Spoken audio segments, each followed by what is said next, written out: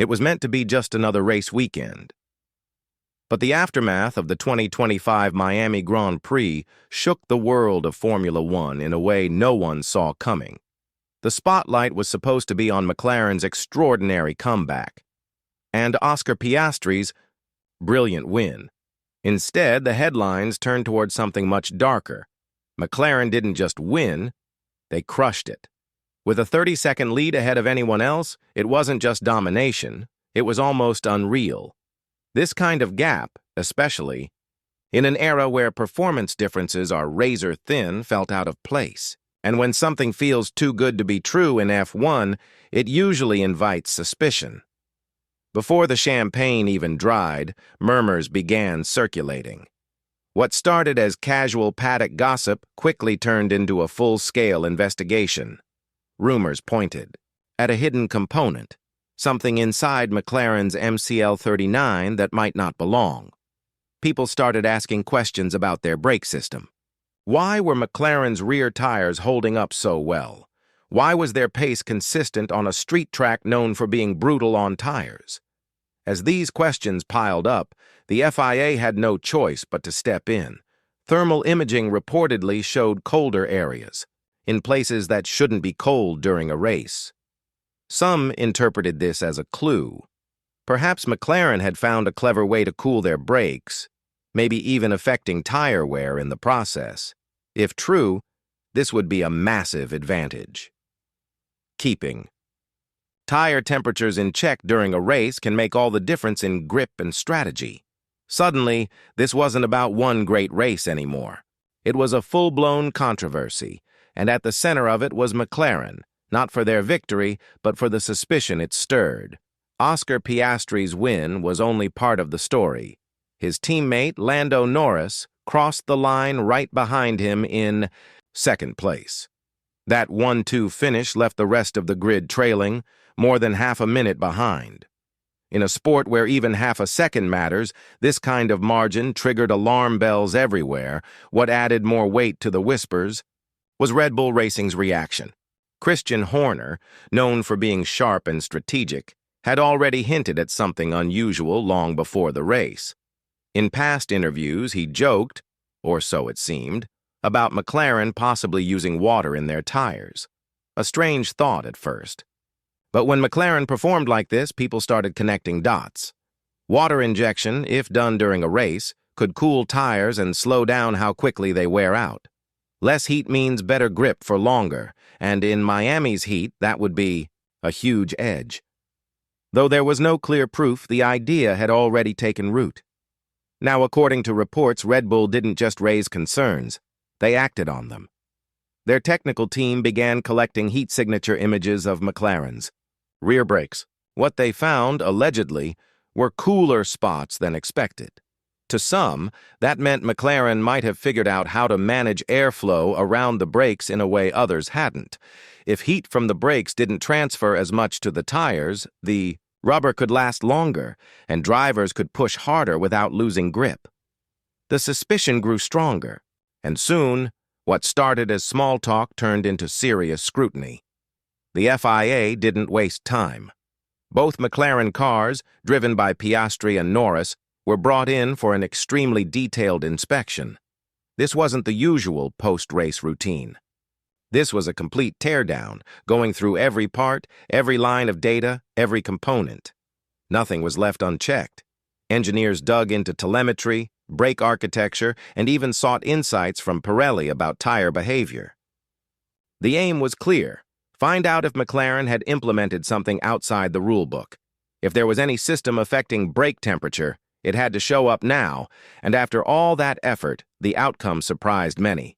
The FIA found nothing illegal. No hidden cooling systems, no extra parts, no violations.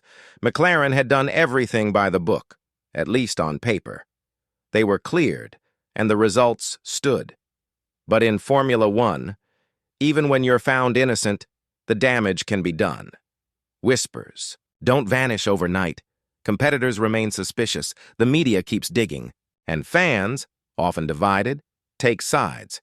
McLaren CEO Zak Brown wasn't going to let this slide. Tired of what he saw as mind games from rival teams, especially Red Bull, he spoke out. He didn't just defend his team, he challenged the system. Brown pushed for a rule change. If a team wants to accuse another, they should put it in writing and back it with their own budget. If the accusation proves false, the cost should come out of the accuser's spending limit.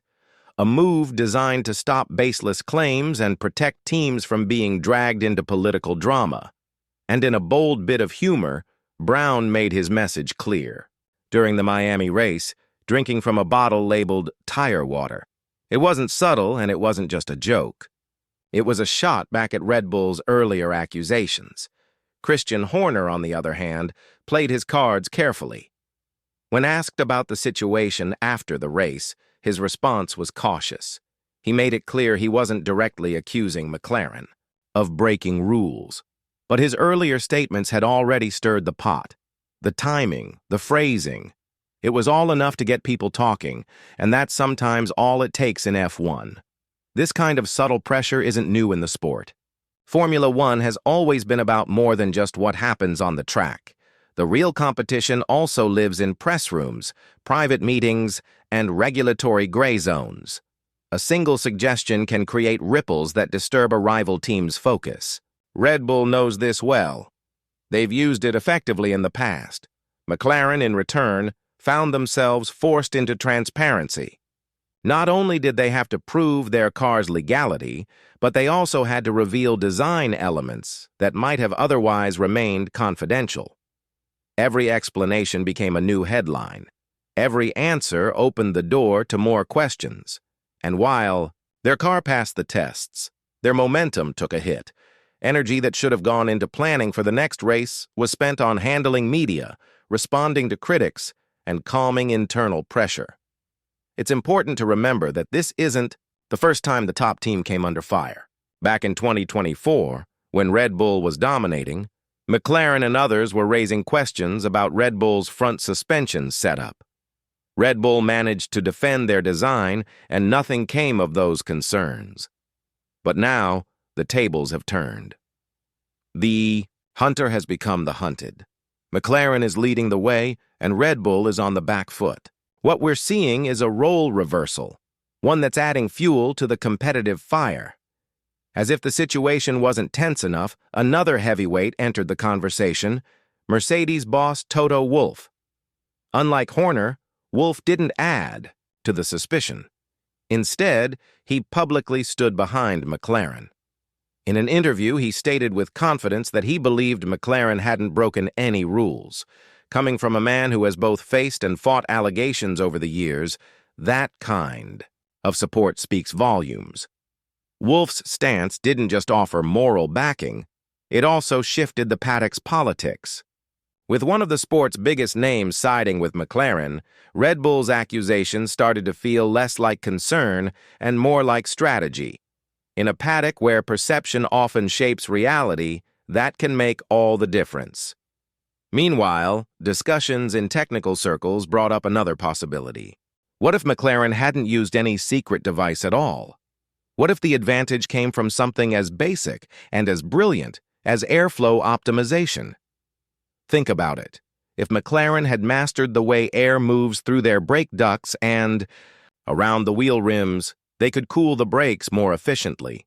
That would reduce heat transfer into the tires, giving them longer life without bending a single rule.